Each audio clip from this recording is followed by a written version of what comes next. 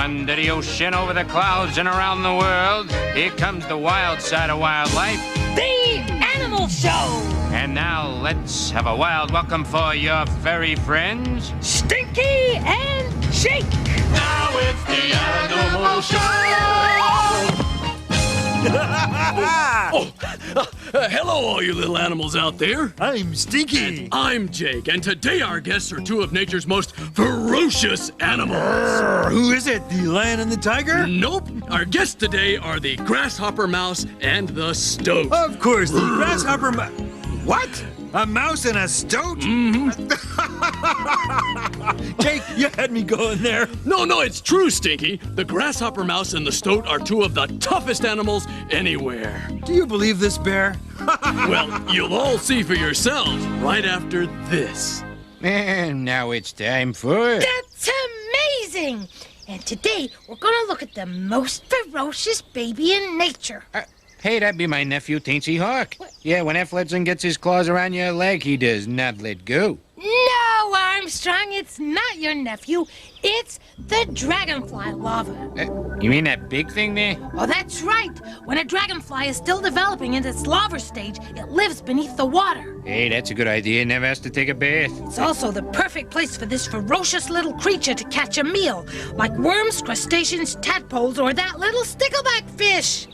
The ferocious dragonfly larva. Another animal that scares my nephew Teensy and will make you say... That's amazing! And now, Stinky, you'll see just how ferocious little animals can be as we meet our first guest. From the western states of America and from Mexico, Miko. here's Galahad, the grasshopper mouse. Word is there's a skunk who says I'm not tough. Oh, yeah? I'll show you tough. You the wise guy, skunk? No, I'm Jake, the nice guy polar bear.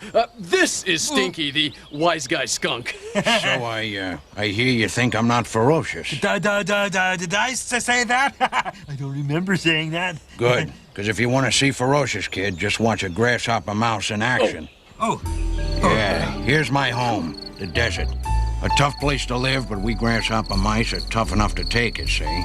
Well, now, it can get up to 150 degrees there. How do you handle the heat? We're nocturnal, Jake. That means we hunt at night when it's cooler. I always say if you can't stand the heat, stay out of the desert. You really have a way with words. Thanks, kid. Now, you can see here we have excellent whiskers that help us to find our way in the dark. And a nice big ears so we can hear what's coming or what's trying to get away. Uh-huh. Oh, nice paws. Thank you. They're big for a mouse our size, which makes it a lot easier to run through the sand. Well, hey, what's this mouse digging for? He's digging a burrow, see? Grasshopper mice live and sleep underground. So do skunks. Smart move, kid. Our burrow is where we spend the hot desert days. It's where our babies are born and where they stay until they're ready to go hunting by themselves. Excuse me, I have to listen to this next part coming up here. Ain't that beautiful? Oh, it sure is. Well, how come you're called a grasshopper mouse? Do you hop like a grasshopper? Nah, they call us that because we love to eat grasshoppers. But we also eat beetles, centipedes, and, my personal favorite, scorpions. Scorpions? But scorpions can be very dangerous. Don't they have a deadly stinger on their tail? Sure they do. But we grasshopper mice have evolved so that we're almost immune to their sting. Well, what does immune mean? It just means their poison doesn't kill us. So their best weapon just isn't as effective against a grasshopper mouse. Well, now, what is this mouse doing? That's a classic scorpion attack plan. You see, the first thing you do is bite off the tail. Once you do that, the scorpion is defenseless. Well, who's that? That is called a darkling beetle. Well, after battling a scorpion, it must be pretty easy to catch a little beetle like that. Yes, but he has an extra hard shell and sprays a foul-smelling, bitter-tasting spray. And that is a centipede. He may not look like much, but when those legs start kicking and he starts biting, a centipede like this can put up quite a fight. I'll show you what happens. Now, what's that mouse trying to do? He's going for the head. You gotta bite the centipede before the centipede bites you. More words to live by. Careful. hey, That's it, break it don't up. hurt each head. other. Break it Grab up, his fellas. head, rip it off. Well, looks like this mouse has won the fight. Well, of course. I told you we were tough. Now, is there any animal that the grasshopper mouse is afraid of? Afraid? Never. But sometimes we do pick fights with animals it would be better to avoid. Like who? Like this tarantula. Yikes! Yikes is right. Now, tarantulas won't bother you unless you bother them first.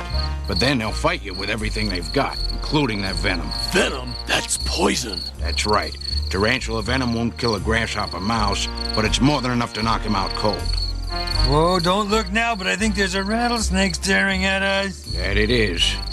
Well, don't tell me a grasshopper mouse will go after a rattlesnake, too. We're tough, Jake, but we're not stupid. A rattlesnake like this could snap a mouse up in 2 seconds flat. No, this grasshopper mouse just wants to make sure that's a real rattlesnake. Yep, looks real enough to me. Better get out of there, fella. No matter how tough you are, you don't survive in the wild unless you know when to fight and when to run. And right now, it's time for me to run. Oh, well, thanks, Galahad. Yeah. See you around the desert, kid. I'm out of here. Bye. Wow. It's hard to believe they'll grow up to be ferocious like Galahad. Well, every animal has a tough side. Sometimes it's their tail. Oh, like mine. Yeah, and sometimes it's their teeth. Take a look. Oh.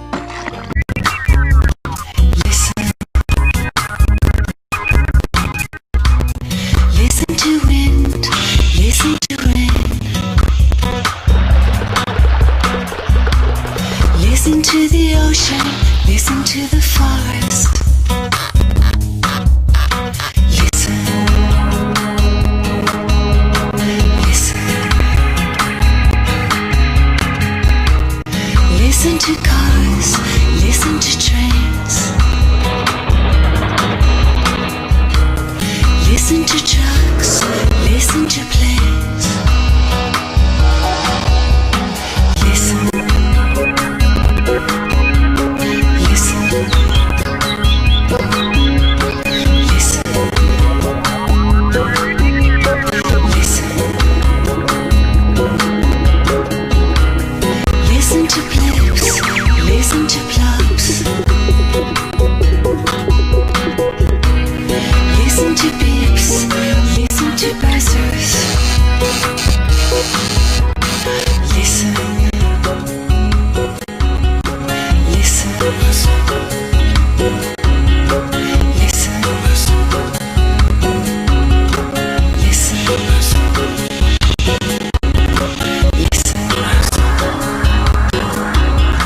Listen.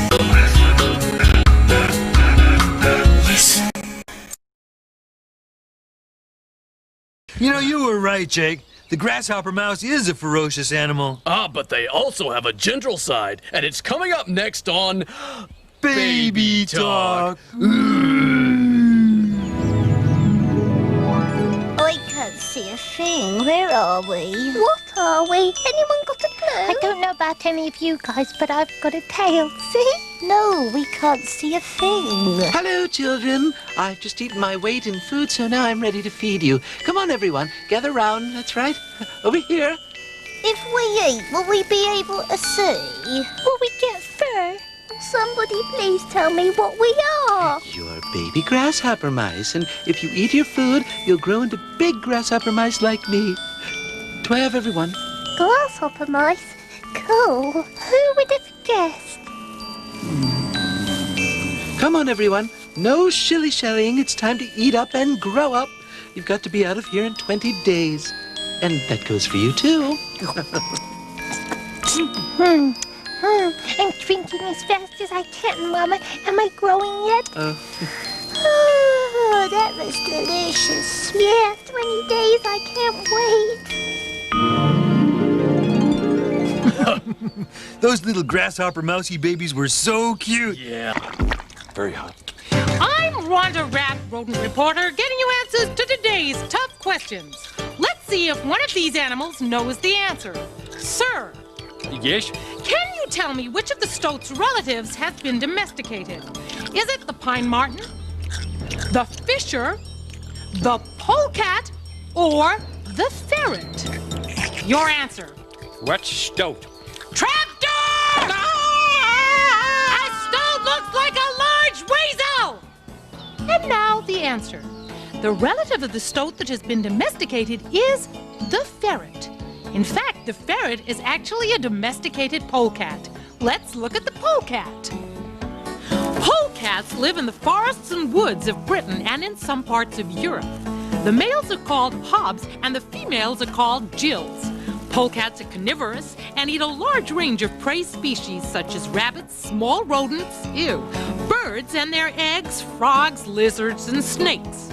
Polecats dig their own burrows between tree roots or rocks. Polecats are mainly nocturnal. They live on the ground and can swim but cannot climb very well. That's all from me, Rhonda Rat, reporting on the polecat. Back to you, Stinky and Jake.